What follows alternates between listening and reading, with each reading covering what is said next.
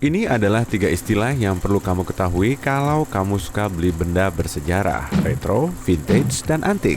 Dan yap, ketiganya punya arti berbeda.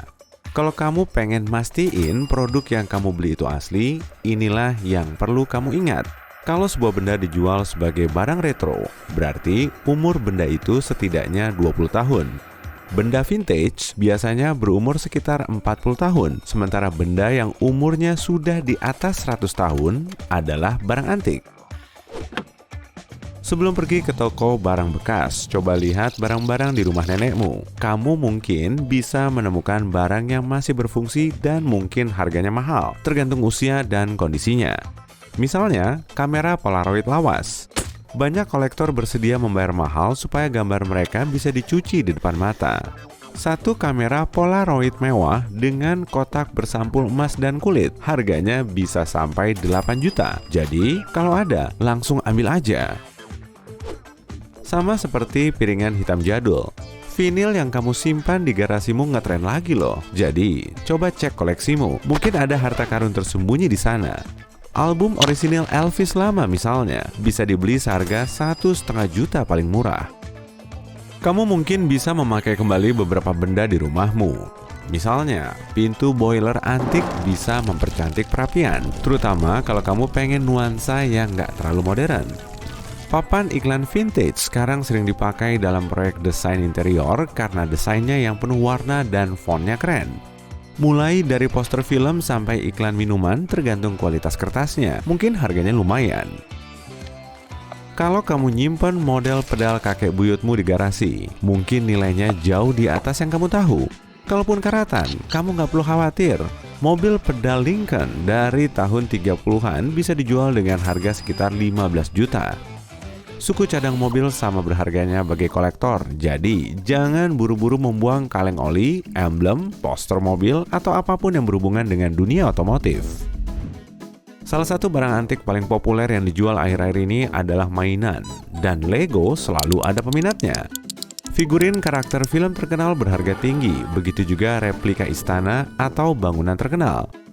Tapi Lego yang paling banyak dicari adalah bagian yang hilang dari set yang berharga. Bisa apa aja, mulai dari jendela, setir, atau batu bata dengan warna langka.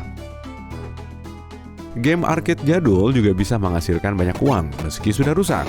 Game arcade yang sudah rusak masih bisa bernilai sekian juta, sementara harga game yang masih bisa dimainkan bisa mencapai 40 juta.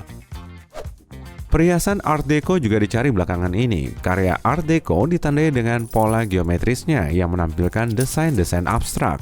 Warna hiasan yang digunakan juga harus kontras. Tapi untuk arloji, nilainya hampir sama dengan mobil mewah. Mereknya harus terkenal kalau kamu mau dapat banyak uang. Benda yang paling dicari kolektor saat ini adalah detail emas atau platinum, permata, atau stopwatch. Bersih-bersih lemari yang sudah lama kamu tunda mungkin bisa jadi pundi-pundi uang baru bagimu, terutama kalau kamu adalah pemilik kaos vintage. Kalau kamu punya kaos iklan, konser, atau band, sekarang semuanya itu lagi populer. Sehelai kaos Prince baru-baru ini terjual dengan harga sekitar 6 juta. Kaos lain yang menampilkan gambar game Nintendo 64 Mario Bros juga dibeli dengan harga lebih dari 1,5 juta. Nah, sekarang mari kita bahas tas tangan. Makin tua dan langka, makin mahal harganya. Dan jumlah yang bisa kamu dapatkan untuk tas tangan terus meningkat seiring berjalannya waktu. Tas tangan vintage atau antik yang kondisinya masih baik bisa bernilai 15 juta. Coba tanya nenekmu apa kamu boleh membongkar lemarinya. Kamu pasti bisa menemukan permata tersembunyi. Giliran penulis dan pencinta buku nih. Mesin tik antik kini sudah berubah menjadi laptop modern. Jadi, bisa dibilang mesin tik lama yang kamu punya di ruang tamu kini lebih berharga, terutama kalau masih berfungsi dengan baik.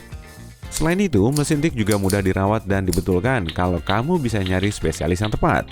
Untuk buku, para penggemar rela membayar banyak uang untuk barang seperti salinan edisi pertama dari novel tertentu. Salah satu buku seperti ini, yaitu Salinan Ulysses, karya James Joyce. Kini nilainya diperkirakan di angka 130 juta. Karena cuma ada 1.000 eksemplar edisi pertama, buku ini jarang ditemui. Meja antik juga bisa digunakan kembali di kantormu sendiri kalau kamu suka tampilannya. Bahkan kalau kayunya nggak terlalu bagus, kamu masih bisa memperbaikinya dan membuatnya terlihat baru dalam waktu singkat. Sebagian besar meja tua juga punya banyak ruang penyimpanan.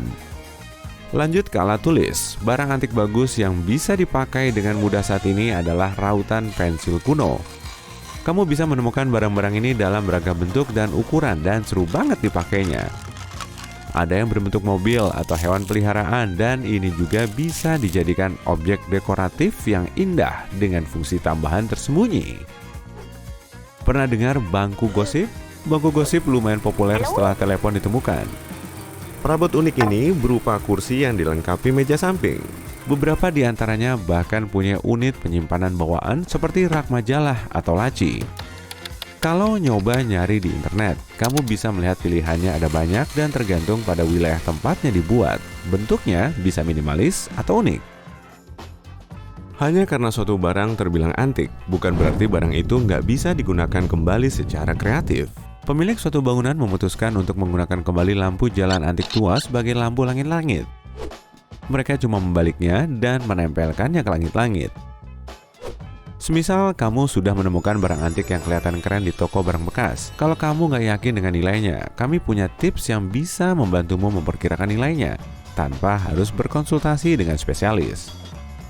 Cari di internet untuk melihat betapa langkanya barang itu. Kalau yang diproduksi jumlahnya sedikit atau cuma beberapa yang masih tersedia di internet, nilainya pasti meningkat jauh. Lihat warna, bentuk, atau desain yang unik di objek tertentu. Makin unik, makin banyak orang yang menginginkannya. Contoh bagus barang yang nilainya meningkat seiring berjalannya waktu adalah lampu Tiffany yang terkenal ini. Saat pertama kali dirilis, beberapa orang menganggapnya terlalu mencolok dengan harganya nggak terlalu mahal. Kini, lampu ini bisa bernilai 15 miliar. Bagian terpenting dalam mencari barang antik adalah memisahkan barang asli dari barang palsu. Tapi beberapa petunjuk bisa membantumu mengetahui apakah karpet oriental itu beneran tua kayak yang dibilang si penjual atau ada sekelompok orang yang cuma menginjak-injaknya biar kelihatan tua. Cek tanda-tanda yang berhubungan dengan waktu spesifiknya. Bisa berupa tanda produsennya atau tekstur tertentu tergantung objeknya. Dan jangan tertipu sama bahan tertentu. Perunggu misalnya, bisa dengan mudah tertukar dengan spelter, kombinasi logam yang mirip perunggu. Namun, kamu mungkin butuh spesialis untuk membedakannya dengan tepat. Terakhir, hanya karena suatu barang sudah mengalami perbaikan modern bukan berarti benda itu palsu. Tapi kalau sudah diubah, nilainya memang berkurang, tergantung seberapa banyak bahan aslinya yang masih ada. Merawat barang antikmu sama pentingnya untuk mempertahankan nilainya. Untuk seni atau furniture, sebaiknya kamu menjauhkannya dari sinar matahari karena materialnya bisa berubah. Jangan pakai bahan kimia keras saat kamu membersihkannya. Untuk perhiasan, hindari ukiran atau penambahan batu lainnya. Cobalah untuk menyimpannya di kotak aslinya dan selalu bersihkan dengan bantuan jasa profesional.